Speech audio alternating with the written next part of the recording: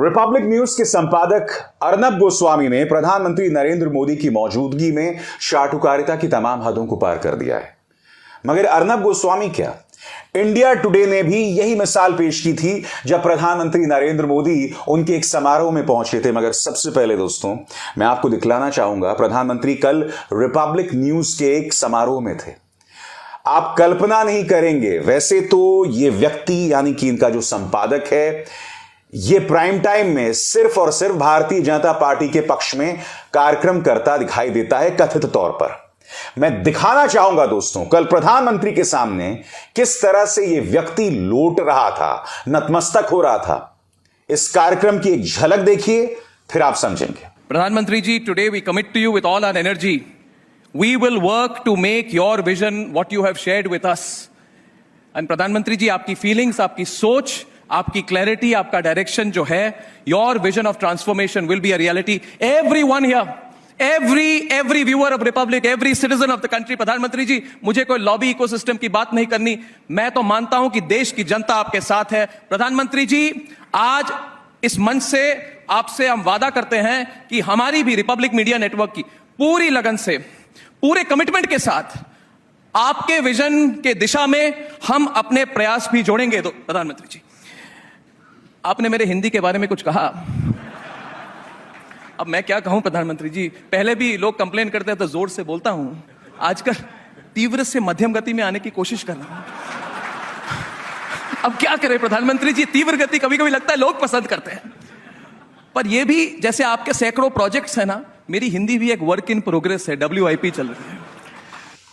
अब आप समझे, जब किसान प्रदर्शन करने आते हैं तो मीडिया उन्हें आतंकवादी क्यों बताता है। अब आप समझे कि ओलंपिक में हमारी जो महिला खिलाड़ी जो पदक लेकर आई थी, वो जंतर मंतर में लगातार चौथी रात थी, मगर उन पर कोई डिबेट नहीं हो रहा है। अब आप समझे ऐसा क्यों होता है। अब आप समझे कि इस सरकार से सवाल पूछने वाले कार्यकर्ताओं को क्यों मीडिया आतंकवादी, देशद्रोही, अर्बन नक्सल बताता है।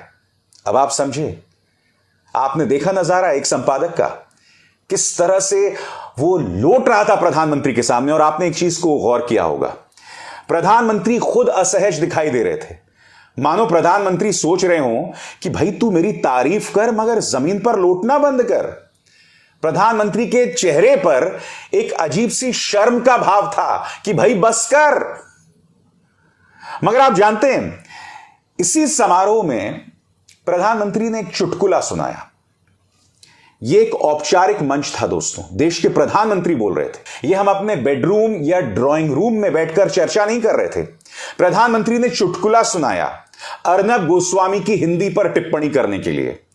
मगर आप जानते हैं, उस चुटकुले के अंदर जिक्र किस बात का था, एक लड़की की आत्महत्या का। मैं आपसे पूछना चाहता हूं, देश के प्रधानमंत्री औपचारिक मंच पर एक चुटकुला सुनाते हैं और उस चुटकुले में जिक्र किस बात का है, एक लड़की की आत्महत्या का।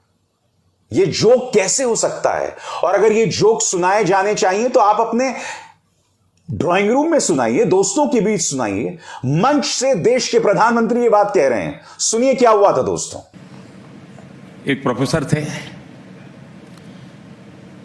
और उनकी बेटी ने आत्महत्या की, तो एक चिट छोड़ करके गई कि मैं जिंदगी में थक गई हूं, मैं जीना नहीं चाहती हूं, तो मैं काकरिया तालाब में कूद करके मर जाऊंगी। अब सुबह देखा बेटी घर में नहीं है, तो बिस्तर में चिट्ठी मिली, तो पिताजी को बड़ा गुस्सा आया। बोले, मैं प्रोफेसर, इतने साल मैंने मेहनत की, अभी भी बोले काकरिया स्पेलिंग गलत लिख के जाती है।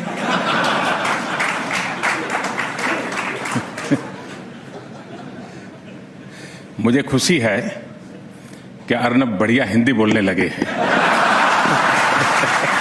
प्रधानमंत्री नरेंद्र मोदी के इस चुटकुले पर कांग्रेस नेता प्रियंका गांधी वाड्रा ने कड़ी प्रतिक्रिया जतलाई है। आपके सामने उनका अंग्रेजी में दिया गया ट्वीट, जिसका मैं हिंदी में अनुवाद कर रहा हूं। प्रियंका गांधी वाड्रा कहती हैं, युवाओं में डिप्रेशन और आत्महत्या हंसी की बात नहीं है। एनसीआरबी डेटा के मुताबिक सिर्फ 2021 में 1,64,033 भारतीयों ने आत्महत्या की थी। इनमें से एक बहुत बड़ी तादाद उन लोगों की थी जिनकी उम्र 30 साल से कम थी। यह एक त्रासदी है, चुटकुला या लतीफा नहीं।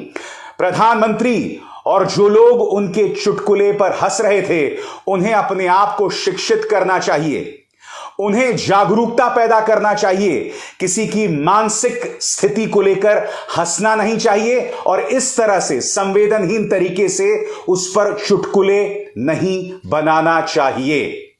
मगर चाटुकार उनके इस चुटकुले पर तालियां बजा रहे थे, प्रधानमंत्री को देखकर हाथ जोड़ रहे थे। यह इस देश की पत्रकारिता का हाल और मुद्दा सिर्फ यहां नहीं है दोस्तों। याद कीजिए, प्रधानमंत्री इंडिया टुडे गए थे, उनके सामने अरुण पुरी जो कि इंडिया टुडे के सर्वे सर्वा हैं, अरुण पुरी ने कहा कि प्रधानमंत्री आप मेरी दुकान चलाइए, और प्रधानमंत्री ने उस पर तंज भी कसा था। याद है कि नहीं आपको? सुनिए फिर से। गुस्ताखी माफ। मैं ये भी सोचा शायद आपका इसका ये जवाब क्या देंगे। मैं बोलूं? आप बोलेंगे अरुण भाई मैं आपकी दुकान क्यों चलाऊं? आज आपकी दुकान मैं ही चला लेता हूं।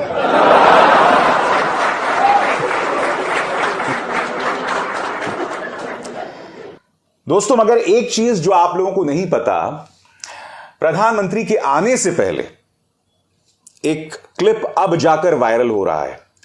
उसके अंदर इंडिया टुडे का एक पत्रकार अरुण पुरी की बेटी कल्ली पुरी से सवाल पूछता है कि आप तो प्रधानमंत्री से मिले, वो कैसे हैं? तो आप जानते हैं इसका जवाब कल्ली पुरी क्या देती हैं? कल्ली पुरी कहती हैं कि prime minister is charm central. उनके अंदर कोई बल्ब है और वो चमक उनके चेहरे पर दिखाई देती है। ये एक पत्रकारिता से जुड़ा संस्थान है जो प्रधानमंत्री के बारे में बात कर रहा है। ये कोई शाहरुख खान का फैन नहीं है, एक फैन जो अपने हीरो के बारे में बात कर रहा है। नहीं, ये एक पत्रकार है। इनके शब्द सुनिए दोस्तों, आप सुन चुके थे अरुण पुरी ने क्या कहा था। अब ये वायरल क्लिप देखिए चाटुकारिता की किस तरह से हदें पार की जाती है। सुनिए। Prime Minister is charm central when you see him in person. It's almost as a light bulb is glowing inside of him. मगर जैसे मैंने कहा ना, मुझे हैरत नहीं है दोस्तों। अभी हाल ही में कर्नाटक के मुद्दे पर इंडिया टुडे का एक और शिखर सम्मेलन हो रहा था, और उस शिखर सम्मेलन में इनके एक पत्रकार ने अमित शाह से सवाल पूछा कि सत्यपाल मलिक किसकी गोदी में बैठे हुए हैं। इन पत्रकारों की हिम्मत नहीं है सत्यपाल मलिक जो सवाल उठा रहे हैं उस पर गृह मंत्री से सवाल करने का। गृह मंत्री उस मंच पर बैठकर गलत बयानी करते हैं, काउंटर क्वेश्चन, क्रॉस क्वेश्चन करने की हिम्मत नहीं है, मगर किस तरह की शब्दावली का इस्तेमाल करते हैं, सत्यपाल मलिक किसकी गोद में बैठे हैं। आप जानते हैं जब ये सवाल पूछा गया तो खुद अमित शाह ने कहा कि देखिए इस तरह की भाषा का इस्तेमाल मैं नहीं करूंगा। सुनिए, यानी कि खुद अमित शाह कह रहे हैं कि इस तरह की भाषा का इस्तेमाल नहीं किया जाना चाहिए, मगर वो पत्रकार क्या कह रहा है। आपको लगता है किसी की गोदी में जाकर बैठ गए हैं वो? छोड़िए, इस तरह के शब्द प्रयोग मेरे लिए ठीक नहीं है। आपको लगता है किसी की गोदी में जाकर बैठ गए हैं वो? छोड़िए, इस तरह के शब्द प्रयोग मेरे लिए ठीक नहीं है। मगर जैसे मैंने कहा ना दोस्तों, हैरत नहीं है। इसी मंच पर मैंने आपको बताया था कि इसी चैनल में एक पत्रकार ने कहा था कि सत्यपाल मलिक के मुद्दे पर सबूत क्या है, हम क्यों डिबेट करें उस पर। याद है कि नहीं आपको? सुनिए फिर से। श्याम जी, क्या तथ्य है आपके पास जिससे आप ये साबित कर सकें जो सत्यपाल मलिक ने आरोप लगाए हैं वो सही है? सत्यपाल मलिक तत्कालीन गवर्नर थे। मैं आपसे पूछ रही हूँ आपके पास क्या तथ्य है, क्योंकि आप सवाल- मीडिया को चुनौती दे रहे हैं। अगर आपके पास तथ्य, मैं आपको चुनौती देती हूँ, दिखाइए। शहीद 4 घंटे बहस करेंगे। सबूत चाहिए साहब इनको। इन्हें पत्रकारिता का ABC तक नहीं पता है। सबसे पहले मैं इनको याद दिला दूं कि सत्यपाल मलिक ने बात तब कही थी जब वो राज्यपाल थे। हमले के एक दिन बाद जब एक सिटिंग राज्यपाल ये कह रहा होता है मोहतरमा, तो उस पर डिबेट किया जाता है। नंबर 1। नंबर 2, दैनिक भास्कर की खबर, क्विंट की खबर, इनमें साफ तौर पर लिखा हुआ है कि CRPF गिड़गिड़ा रहा था। उनकी अपील कई दिनों से गृह मंत्रालय के सामने लंबित थी। यह सबूत नहीं है इनके लिए। ये लोग क्या करते हैं? आहिस्ता आहिस्ता शाहिस्ता। सुनिए साहब। आहिस्ता आहिस्ता दौलत जुटाती शाइस्ता। इस तरह की तुकबंदी की जा रही है। क्या आपको लगता है कि ये पत्रकार आपके मुद्दे उठाएंगे? सवाल ही नहीं है। मैं आपको एक और कॉमेडी दिखाना चाहता हूं दोस्तों। इंडिया टुडे में ये देखिए साहब, क्या कार्यक्रम किया जा रहा था। बृजभूषण शरण सिंह को कौन बचा रहा है? आपको हंसी नहीं आई? बिल्कुल नहीं आई हंसी। फिर से सुनिए, बृजभूषण शरण सिंह को कौन बचा रहा है? अरे भैया, बृजभूषण शरण सिंह किस पार्टी के सांसद हैं? दूसरी बार बैठे हैं हमारे खिलाड़ी जंतर मंतर में, और आप पूछ रही हैं कि बृजभूषण शरण सिंह को कौन बचा रहा है? अदालत के अंदर मोदी सरकार के नुमाइंदे तुषार मेहता कहते हैं कि अभी हमें इस मामले की जांच करनी है। दिल्ली पुलिस कहती है कि पहले हमें जांच करनी है, उसके बाद हम एफआईआर दर्ज करेंगे, मगर हां, अगर सुप्रीम कोर्ट जो है वो हमें कह दे तो हम जांच कर देंगे। मामले गंभीर हैं, पॉक्सो के अंतर्गत आरोप लगाए गए हैं। सुप्रीम कोर्ट की नजीर है कि ऐसे मामलों में एफआईआर तुरंत दर्ज हो जाना चाहिए। दिल्ली पुलिस आनाकानी कर रही है। मोदी सरकार के जो नुमाइंदे हैं अदालत के अंदर, वो इस तरह की बातें कर रहे हैं। Chief justice of India DY Chandrachud को दखल देना पड़ रहा है, और यह मोहतरमा पूछ रही हैं कि बृजभूषण शरण सिंह को कौन बचा रहा है? अरे आपको जवाब देना चाहिए था कि बृजभूषण शरण सिंह को नेहरू बचा रहे हैं। नेहरू बचा रहे हैं ना, क्योंकि देखिए, भारतीय जनता पार्टी हर गलती का जवाब किसके जरिए ढूंढती है? देश के पहले प्रधानमंत्री के जरिए। तो मोहतरमा आप भी कह देते। आज इस कार्यक्रम को करने का मकसद क्या था? मैंने आपके सामने बाकायदा तमाम चैनल्स की मिसाल दी है दोस्तों, फैक्ट्स के साथ। आपको लगता है ये पत्रकार आपके मुद्दे उठाएंगे? आपको लगता है कि ऐसे चैनल्स को आपको देखना चाहिए? इन चैनल्स को देखकर आप सिर्फ और सिर्फ पत्रकारिता के बुनियादी उसूलों को बर्बाद कर रहे हैं, और वो बुनियादी उसूल हैं सत्ता से आंख में आंख डाल के सवाल करना। हां, ये सवाल नहीं करना कि मोदी जी आप कौन सा टॉनिक खाते हैं, आप में ऊर्जा कहां से आती है। चाहे रिपब्लिक का वो संपादक हो, चाहे तिहाड़ शिरोमणि हो, चाहे पापा की तमाम परियां हो, इन सब का अंदाज़े बयां वही है कि आप कौन सी टॉनिक पीते हैं। मित्रों, यह है इस देश की पत्रकारिता। अभिसार शर्मा को दीजिए इजाजत। नमस्कार।